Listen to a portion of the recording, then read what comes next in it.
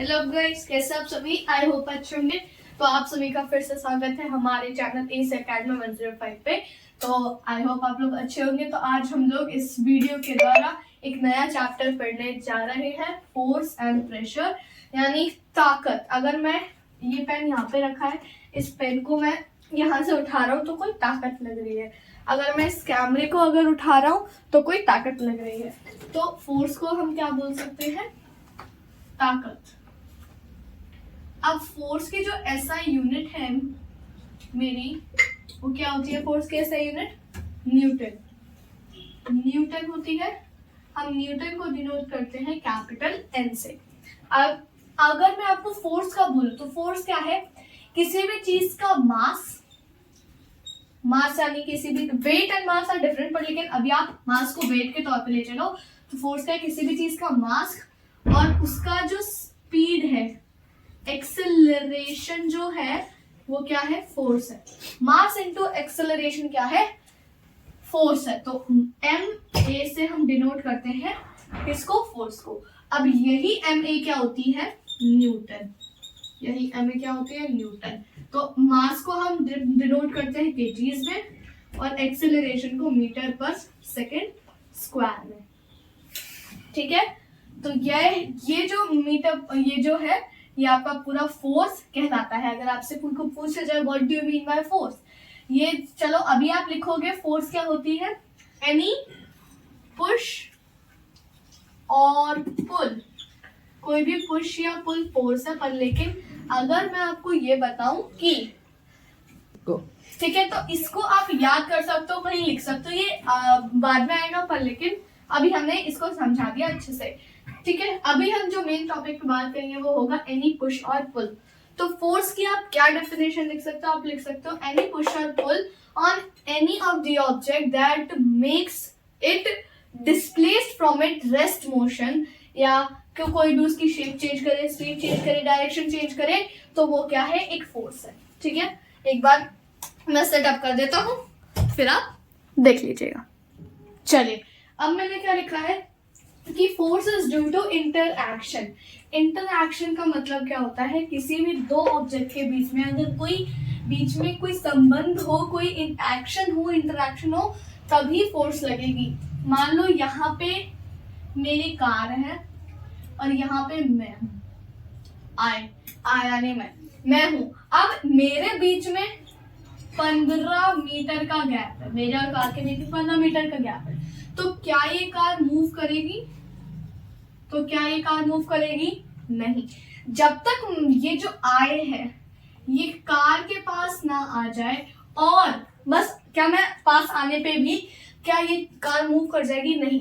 जब मैं इस पे कोई फोर्स ना लगाऊं तब तक, यानी मैं इसको टच ना करूं, उसको इंटरैक्ट ना करूं, तब तक वो मूव नहीं करेगी। तो फोर्स क्या है? किसी भी इंटरैक्शन से है। अगर मैं बोलूं कि ये पेन यहाँ रखा है, मेरे को ये पेन चाहिए, मैं इतनी दूर से क्या ऐसे करके कुछ भी जादू वादू करके इसको अपने पास ला सकता हूँ? नहीं, मेरे को पहले उसके पास जाना पड़ेगा, कुछ इंटरैक्शन बना के मेरे को उसको उठाना पड़ेगा। अब मेरे को ये डस्टर चाहिए तो उनको जाके इंटरैक्शन बना के एक कोई ना कोई फोर्स लगानी पड़ी और वापस रखना पड़ा। ये क्या है? Force is due to interaction. अच्छा, इस इंटरैक्शन में ही अब हम एक और चीज समझ लेते हैं। अब क्या होती है? कुछ ऑब्जेक्ट्स ऐसे होते हैं जो एक मूव कर सकते हैं, एक नहीं। ठीक है, मान लो एक मूवेबल ऑब्जेक्ट है, एक ऑब्जेक्ट मूवेबल नहीं है। मींस मैं हिलाने वाला हूँ, हिलने वाला कोई नहीं है। मान लो ये एक बॉक्स है, बॉक्स तो खुद नहीं हिल सकता, और ये एक मैन है, एक आदमी। तो मैन जो है इस बॉक्स पे क्या करेगा? कोई ना कोई फोर्स लगाया ताकि बॉक्स जो है वो मूव कर पाए। ठीक है, अब ये चीज मूवेबल नहीं है, पर लेकिन कुछ चीज कुछ जगह क्या होता है? दोनों चीजें मूवेबल होती हैं। ठीक है, दोनों चीजें क्या होती हैं? मूवेबल होती हैं। यानी मानो यहाँ पे भी एक आदमी है और यहाँ पे भी एक आदमी है। अब ये दोनों कुछ इस तरीके से टकरा रहे हैं। ठीक है, इस तरीके से टकरा रहे हैं। अगर हम इसको बहुत इजी वे में लेके देखें तो एरो बस हम इधर साइड को बना देते हैं, बीच में मैं लिख देता हूं tug of war. Tug of war तो सबने ही देखा होगा, इवन खेला भी होगा। इसका मतलब इधर मेरे 5 मैन खड़े हैं, इधर भी मेरे 5 आदमी खड़े हैं। अब ये बीच में जो मेरी ये है रोप टग ऑफ वॉर, अब 5 बंदे यहाँ से खड़े होके खेल रहे हैं और 5 बंदे यहाँ से खड़े होके खेल रहे हैं, यहाँ से इसका मिड पॉइंट है। अब मानो मैंने बताया फोर्स किस में नापे जाते हैं, न्यूटन में। एक जो आदमी है वो 5 न्यूटन की फोर्स लगा रहा है, एक आदमी 5 न्यूटन की फोर्स लगा रहा है, तो 5 आदमी कितने न्यूटन की फोर्स लगाएंगे? 5 इंटू 5, 25 न्यूटन की फोर्स जो है वो 5 आदमी लगाएंगे। अब ये तो इस वाले साइड की हो गई, तो यानी ये जितने भी लोग हैं ये सारे 25 न्यूटन लगा रहे हैं।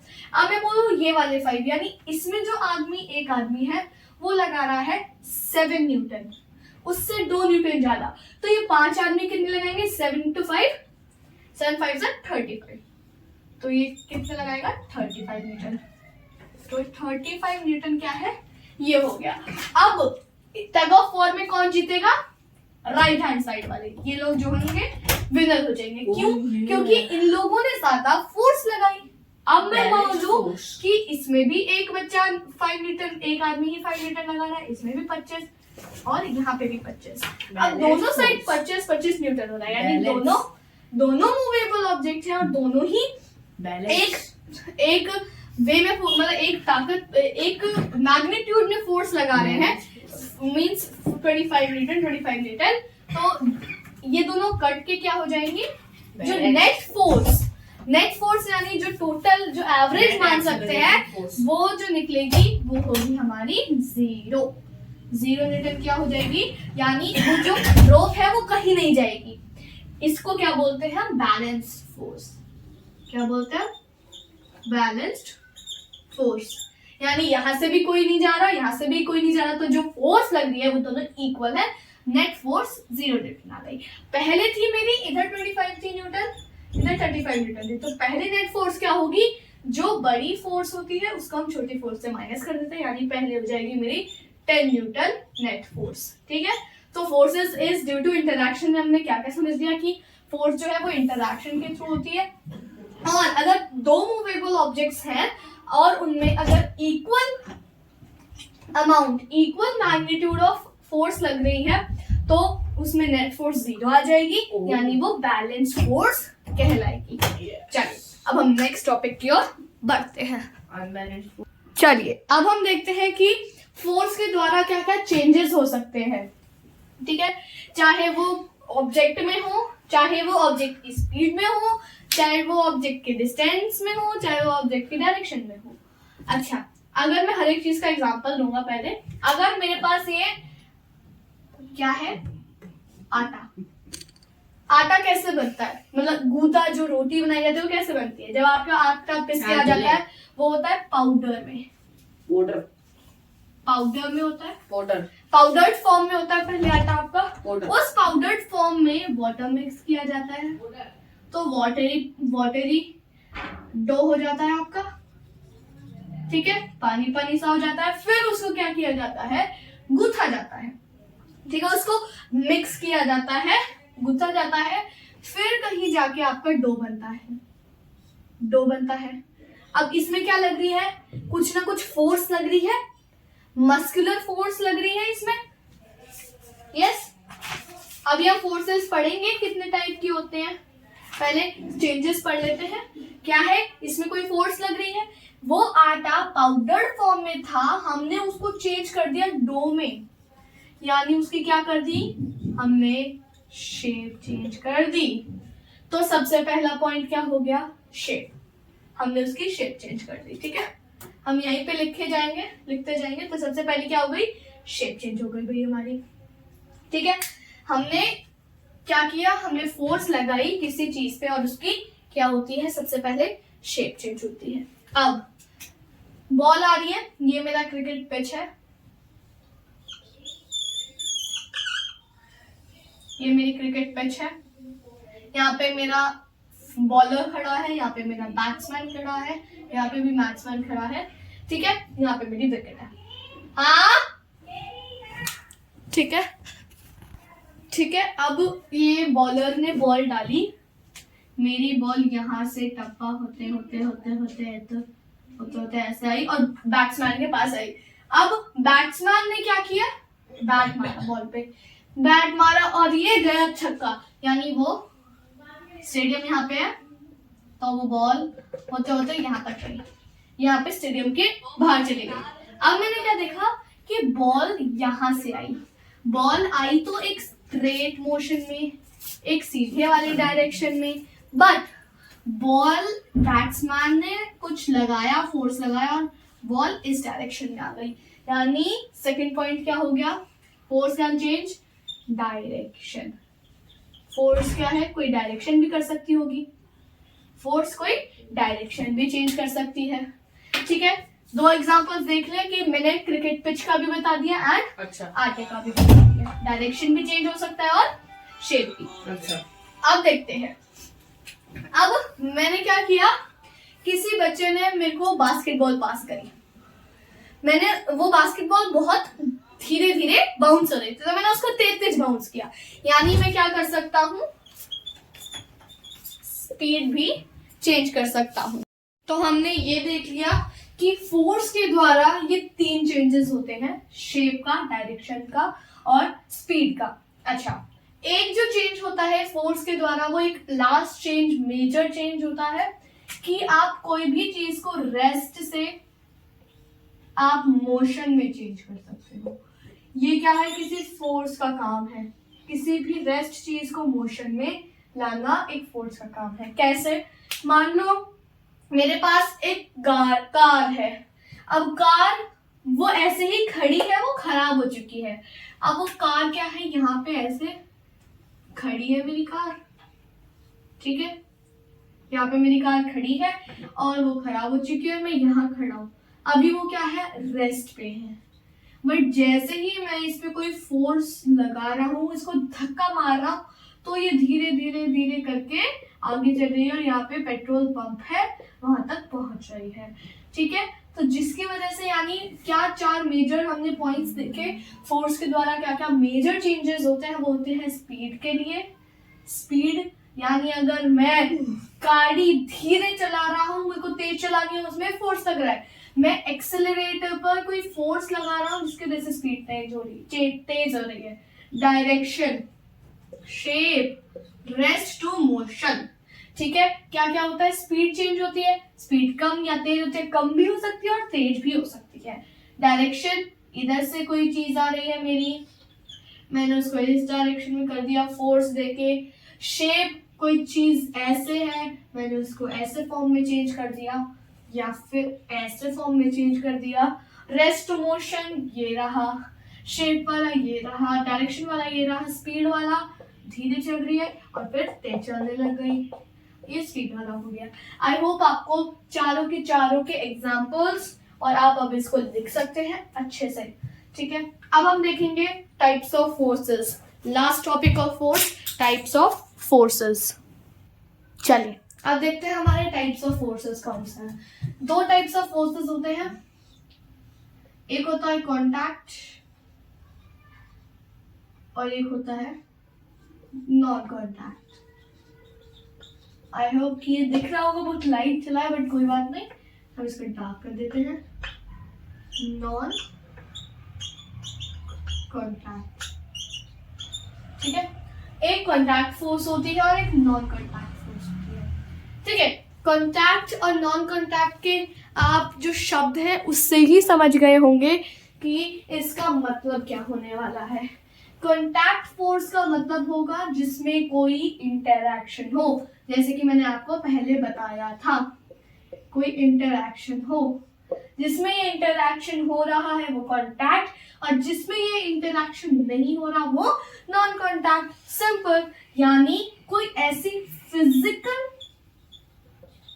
अगर कोई भी फोर्स लग रही हो जो हम देख सके, महसूस कर सके, नहीं महसूस तो फिर नॉन कॉन्टैक्ट होगी, देख सके उसे क्या है, फिजिकल जो फोर्स होती है वो कॉन्टैक्ट होती है, और जो फिजिकल नहीं होती वो नॉन कॉन्टैक्ट। ये क्या है, सिर्फ हम फील कर सकते हैं, फील कर सकते हैं इसको कि हाँ ये हो रही है। हम इसको देख भी सकते हैं, बट इस फोर्स को देखो, फोर्स को तो कोई देख नहीं सकता, बट ये फिजिकल फोर्स है, इसलिए देख पा रहे हैं कि ये हो कैसे रही है। ठीक है, एक बार इनकी डेफिनेशंस हम देख लेते हैं, आपकी बुक में ही है, यहाँ पे आ जाती है कॉन्टैक्ट फोर्सेस। ठीक है, कॉन्टैक्ट फोर्सेस में भी आपकी कुछ दो टाइप्स दिए हैं basically, muscular and frictional force. ठीक है, कॉन्टैक्ट में भी आपके दो टाइप्स दिए, तो मैं यहाँ पे लिख देता हूँ। कॉन्टैक्ट में भी दो टाइप्स दिए हैं, एक रहता है आपका मस्कुलर और एक होता है आपका फ्रिक्शनल। ठीक है, मस्कुलर एंड फ्रिक्शनल। और नॉन कॉन्टैक्ट के आपके 3 टाइप्स होते हैं, 1, 2 and 3। पहला जो टाइप होता है वो होता है मैग्नेटिक, इलेक्ट्रिक, एंड एक लास्ट जो है वो क्या है, इलेक्ट्रोस्टैटिक। यस, इलेक्ट्रोस्टैटिक फोर्स है। यस, एक है magnetic force, means magnetic non contact force, and एक है हमारा इलेक्ट्रोस्टैटिक, एक है हमारा सॉरी इलेक्ट्रिक फोर्स और इलेक्ट्रोस्टैटिक फोर्स तो एक ही हो गया, एक है हमारा ग्रेविटेशनल। मैं यही बोलूंगी, ग्रेविटेशनल का छूट गई। अच्छा, ये क्या है, ये हमारे कुछ टाइप्स ऑफ फोर्सेस हैं। अब आप इसका स्क्रीनशॉट ले लो, कुछ भी ले लो, आपको ये पूरा अब एक माइंड मैप के रूप में आपको मिल गया है कि ये इसकी डेफिनेशन भी हो गई है, इसका क्या है डिस्टिंग्विश भी हो गया है, इसके पार्ट टाइप्स पता चल गए हैं। टाइप्स तो आपको आते ही होंगे सारे, बस एक नहीं आता होगा इलेक्ट्रोस्टैटिक, वो मैं आपको आज इंट्रोड्यूस करा दूंगा। ठीक है, पहले आप ये देख लीजिए, टाइप्स ऑफ फोर्सेस दो types, contact, non contact, interaction, physical, see, feel. इनमें कॉन्टैक्ट में इंटरैक्शन नहीं होता, फिजिकल नहीं होता, बस हम फील्स कर सकते हैं। हम क्या मैग्नेटिक फील्ड को देख सकते हैं? हाँ, हम उसको होते हुए देख सकते हैं, हम उसको फील कर सकते हैं। हाँ, फिजिकल में जैसे हम मस्कुलर, अगर हम बोल रहे हैं कि मस्कुलर हमारी जो, तो हम मस्कुलर फोर्स को क्या है देख सकते हैं, हम उसे मींस धक्का देते हैं जिसकी वजह से क्या है एक फोर्स लग रही है, आप उसे देख पा रहे हैं कि हाँ हम लगा रहे हैं, कैसे लग रही है। फ्रिक्शनल फोर्स है, हाँ हम फ्रिक्शनल फोर्स को एक तरीके से देख नहीं सकते, हम उसको एक तरह से नॉन कॉन्टैक्ट में बोलेंगे, बट कॉन्टैक्ट में क्यों है, बिकॉज ये ओपोजिंग फोर्स है। ओपोजिंग फोर्स है, ओपोजिंग फोर्स किसी भी चीज को धीरे कर रही है, तेज कर रही है, फ्रिक्शन का काम है, तेज करना नहीं धीरे करना काम है। और फ्रिक्शन क्या है, कांटेक्ट में आएगी, बिकॉज जब तक फ्रिक्शन कांटेक्ट में नहीं होगा, इंटरैक्शन उसमें नहीं होगी, तब तक वो क्या होगा, लगेगी नहीं। नॉन कांटेक्ट क्या है, उसके अंदर इंटरैक्शन नहीं चाहिए किसी दो चीजों का। अच्छा, अगर क्यों नहीं चाहिए, अच्छा मैं मान लूं कि यहाँ ग्राउंड है मेरा, और आप बोलोगे कि ग्रेविटेशन में चाहिए होती है, यहाँ है मेरा आदमी, कोई बंदा, कोई दो बॉल है, तो ये क्या है, यहाँ पे ग्रेविटेशन फोर्स लगी है, दैट पुल्स डाउन। यही है आपका मानना, यही आपका मानना। बट अगर मैं बोलूं कि ग्रेविटेशनल तब इस्तेमाल होती है जब कोई चीज एयर में होती है, वो ग्रेविटी होती है, ग्रेविटी होती है। ग्रेविटेशनल जो है वो अर्थ, वो पूरी आयरन में अभी समझा दूंगा जब पूरा होगा। इलेक्ट्रोस्टैटिक भी आपको बता देंगे अभी, ठीक है। एक तरह से एक माइंड मैप ले सकते हैं, लास्ट में मैं आपको एक माइंड मैप दे भी दूंगा। आई होप आपको ये समझ में आ गया होगा। अब हम डिटेल में जाते हैं इन सभी टाइप्स ऑफ फोर्सेस में, ठीक है। थोड़ा जल्दी जल्दी करते हैं बिकॉज नेक्स्ट पार्ट में आपका प्रेशर भी आ जाएगा जल्द ही। चलिए जल्दी जल्दी इन दोनों को रिवाइज कर लेते हैं। वैसे तो हमें पता है कि दोनों मस्कुलर और फ्रिक्शनल फोर्स क्या है, these both are contact forces. Muscular force में क्या है, किसी भी मसल्स का इस्तेमाल किया जा रहा है, ठीक है। मसल्स क्या है, मसल्स द्वारा फोर्स जो है वो लगाई जा रही है, इसको बोलते हैं मस्कुलर फोर्स। यानी हमारी कोई बॉडी की मसल, चाहे वो पैर की हो, चाहे वो हमारे हाथ की हो, ठीक है। इसमें क्या है, इंटरैक्शन होनी चाहिए। क्या होनी चाहिए, इंटरैक्शन होनी चाहिए। इंटरैक्शन जो है वो यहाँ पे भी होनी चाहिए फ्रिक्शनल में। ये क्या है, कोई ऑपोजिंग फोर्स है, ऑपोजिंग फोर्स है, यानी कोई ऑब्जेक्ट ऐसे जा रहा है तो फ्रिक्शन इधर साइड से लगेगी, कोई ऑब्जेक्ट ऐसे जा रहा है तो फ्रिक्शन इधर साइड से लगेगी, ऑब्जेक्ट फ्रिक्शन और फ्रिक्शन ऑब्जेक्ट, ठीक है। यानी उसको हमेशा रोकने का काम कौन करता है, फ्रिक्शन करता है। घास है, घास में फ्रिक्शन है, हम नेक्स्ट चैप्टर में भी पढ़ेंगे तो इसको भी बताने होते हैं, ठीक है। तो ये है फ्रिक्शनल और मस्कुलर फोर्स, ठीक है। अब हम आगे बात करने वाले हैं 3 नॉन कॉन्टैक्ट फोर्सेस की, जो आपके लिए बस एक ही नहीं है, 2 जो है वो नहीं है। देखते हैं कौन कौन सी वो 3, डिटेल में समझते हैं उनको।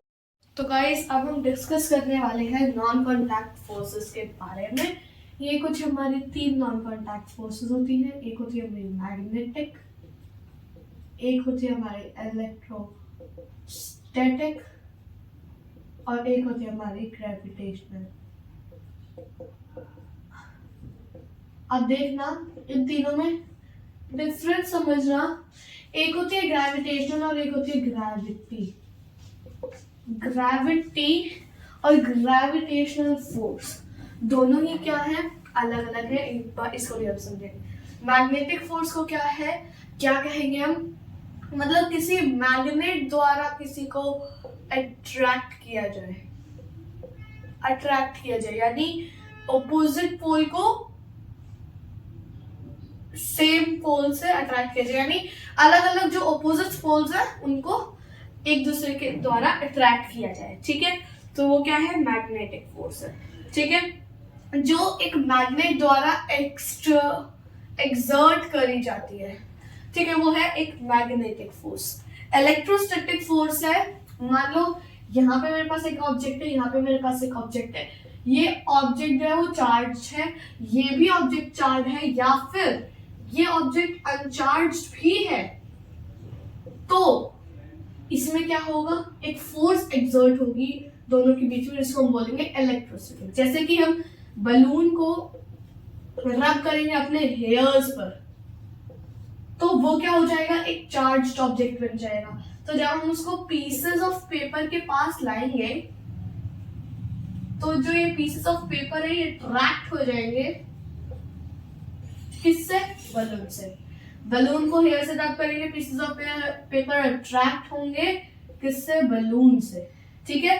फिर बलून को राउंड करेंगे, ऐसे ही साइकिल चलती रहेगी, ठीक है। अब लास्ट आती है हमारी ग्रेविटेशनल फोर्स या फिर ग्रेविटी। ग्रेविटी क्या है, जो अपने तरफ पुल डाउन करती हो, ये है ग्रेविटी। ये ग्रेविटेशनल फोर्स नहीं है, ठीक है। या आप बोल सकते हो फोर्स ऑफ ग्रेविटी या ग्रेविटी, ठीक है। ये क्या है, एक अट्रैक्टिव फोर्स है। जैसे कि मैग्नेटिक फोर्स थी, इलेक्ट्रोस्टैटिक फोर्स थी, वैसे ही ये एक अट्रैक्टिव फोर्स है, ये ग्रेविटी। ग्रेविटेशनल फोर्स कोई भी फोर्स है जो यूनिवर्स में हर एक ऑब्जेक्ट द्वारा लगाई जा रही है। यूनिवर्स में जितने भी ऑब्जेक्ट्स हैं वो एक ना एक फोर्स एक्सर्ट करते हैं, वो है ग्रेविटेशनल फोर्स। यानी ग्रेविटेशनल फोर्स का काम पुल डाउन करना नहीं है। ग्रेविटेशनल फोर्स का काम इधर आपका कुछ स्पेसिफिकली बताया नहीं गया है, बट ये कहा गया है कि ग्रेविटेशनल फोर्स जो है वो किसी भी छोटे से लेकर बड़े ऑब्जेक्ट में, जो भी यूनिवर्स में, उसमें एक ग्रेविटेशनल फोर्स लगती है। अब आपको अगर एग्जाम में अगर difference between gravitational and force of gravity आप आई होप आप कर सकते हैं 2 मार्क्स में, 3 मार्क्स में, ठीक है। आप इस बुक को भी पढ़ सकते हैं। आई होप हमने डिटेल में नॉन कॉन्टैक्ट फोर्सेस समझा दिए। अब नेक्स्ट पार्ट में आप प्रेशर पढ़ेंगे और प्रेशर बहुत छोटा सा है, इजी है। आई होप आपको आज की वीडियो अच्छी लगे तो लाइक करना, शेयर करना, सब्सक्राइब करना। Thanks for watching and by two everyone.